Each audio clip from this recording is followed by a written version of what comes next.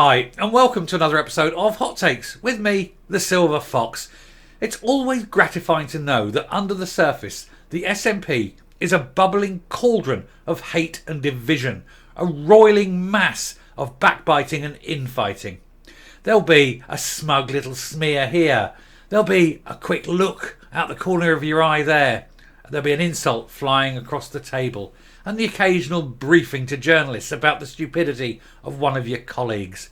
It goes on all the time, and it is most enjoyable and entertaining, but none more so than when this infighting rises to a public forum.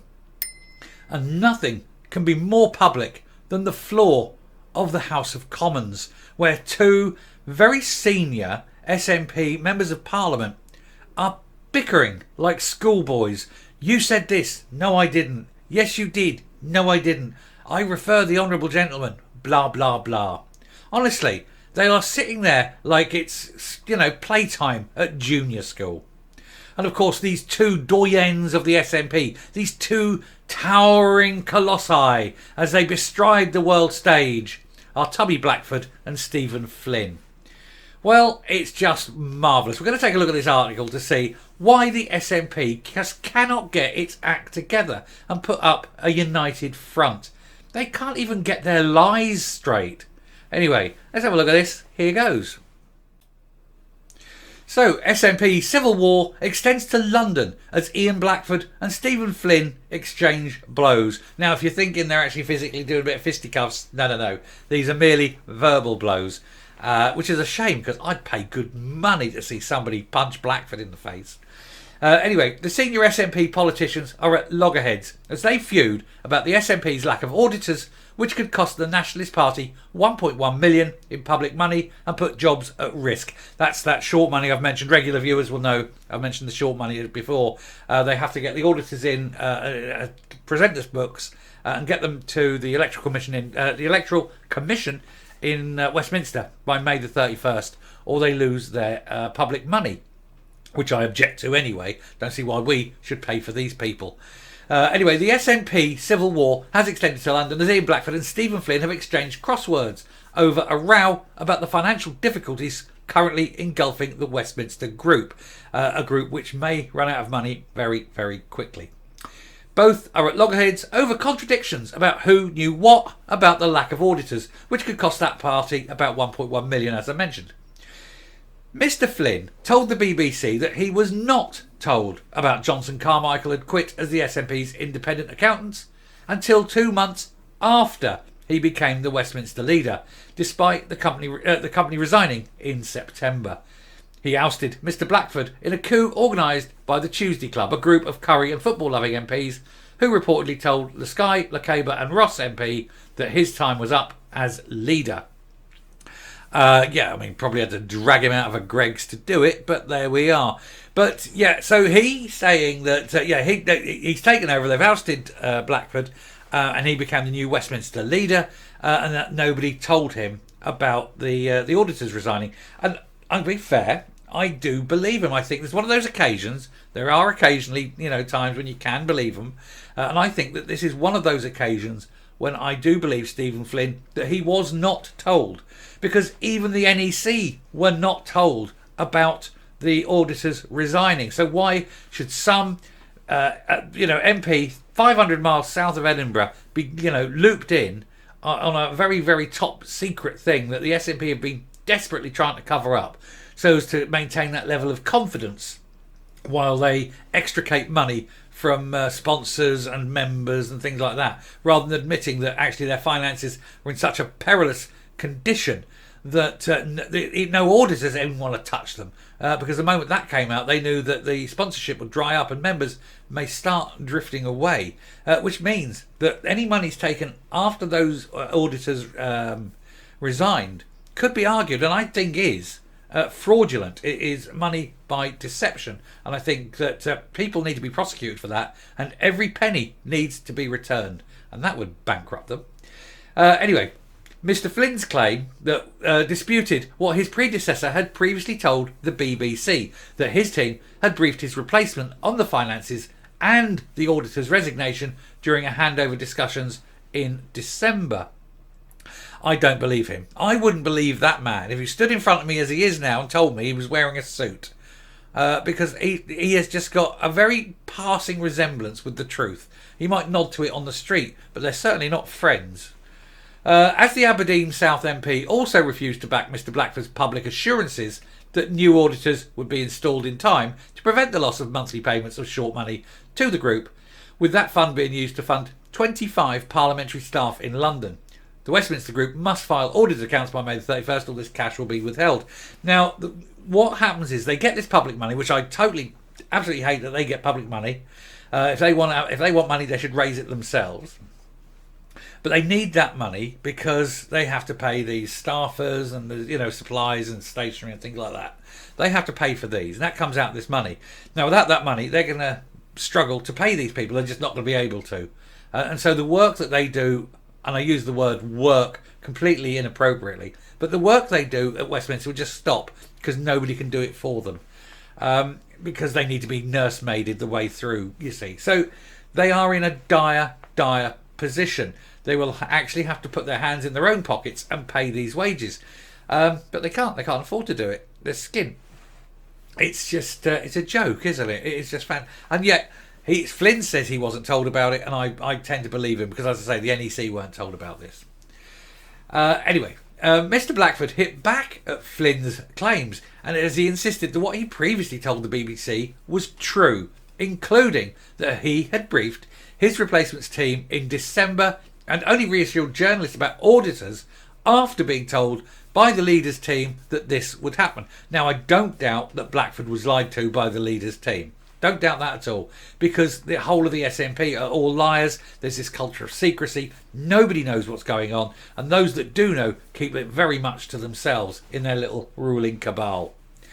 He told the Daily Mail that there had been a full discussion about the finances during a handover meeting between his deputy, Kirsten Oswald, and an MP who was a member of Mr Flynn's team, with auditors definitely being discussed. Yeah, but he hasn't said what was discussed. It could be, and these are our auditors, and that would have been enough for him to say that auditors were discussed.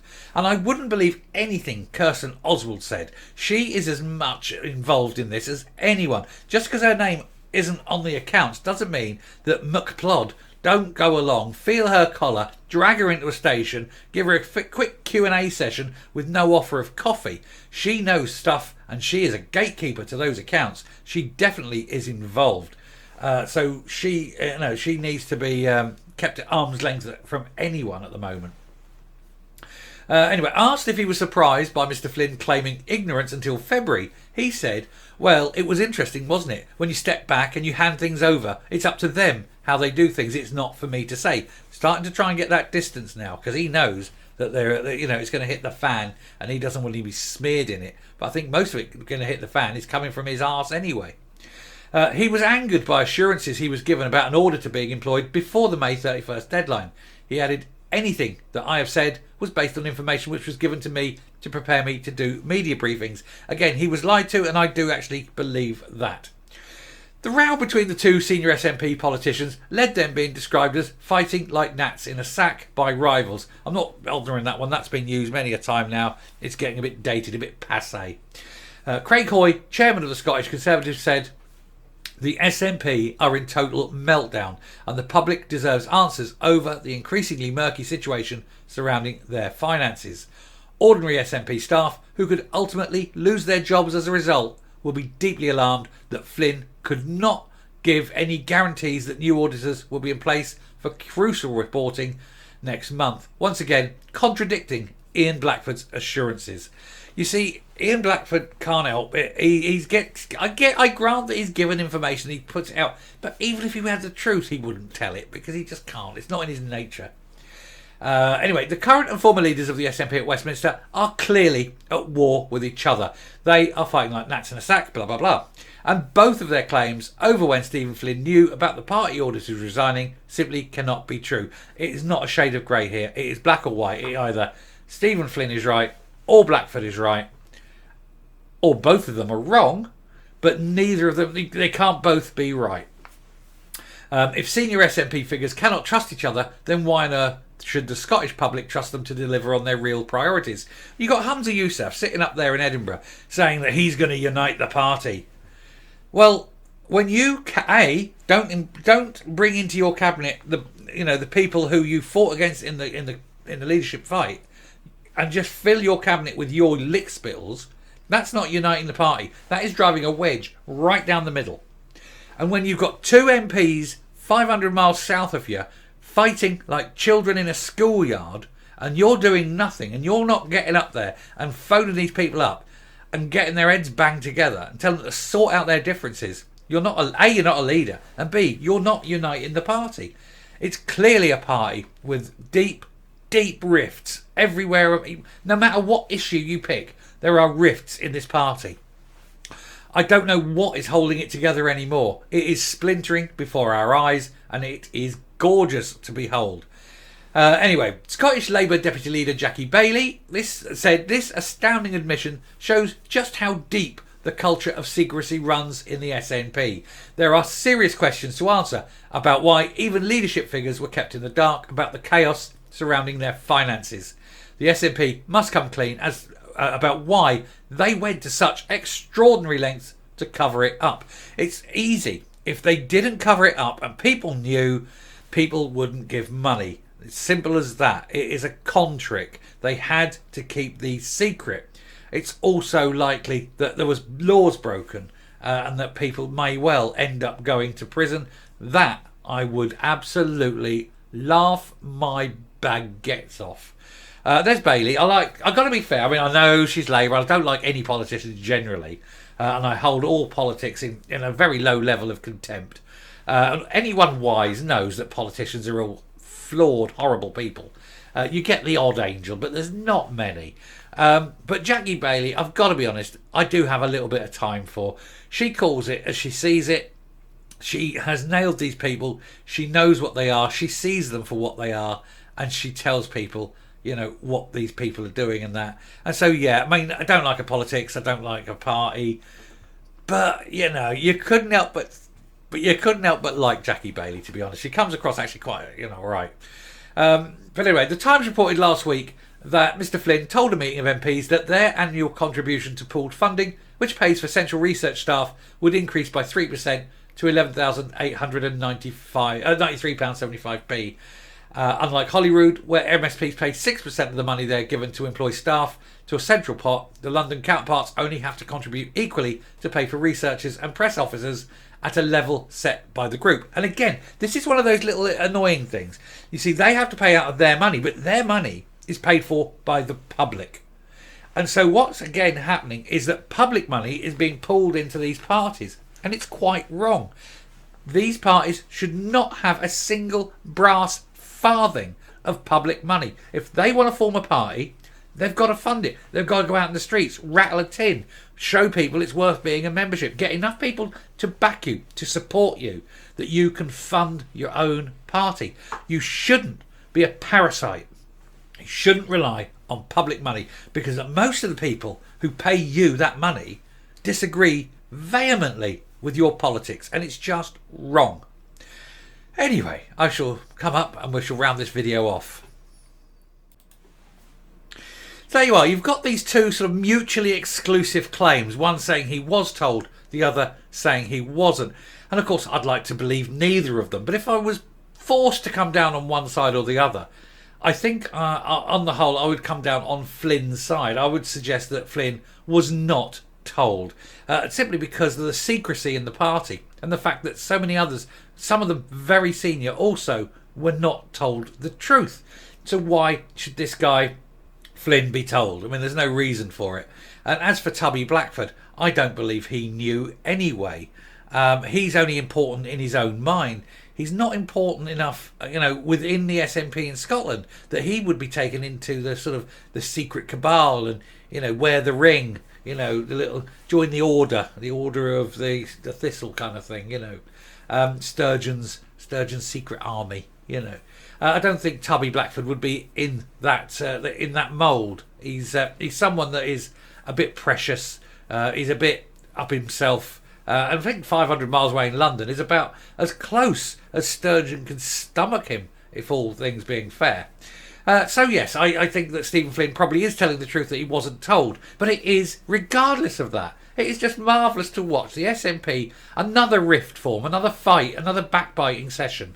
Now you're going to have these two people in Parliament, where, you know, instead of presenting a united front and standing up for the rights and the best, you know, the betterment of the people of Scotland, are just going to sit there and snipe each other left, right, and centre and call each other names, and, you know, and split the party and damage the SNP.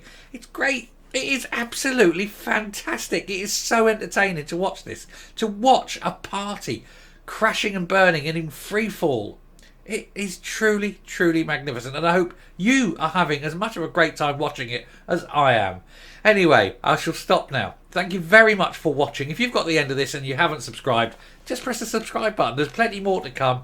And you've been a martyr to the cause to get here. So just reward yourself and me and hit the subscribe button. And also ring the bell. But most important of all, leave a like. That's the one that really counts. And so, until next time, stay safe, stay well, just keep buying loads of popcorn because this show is set to run for ages yet, and goodbye.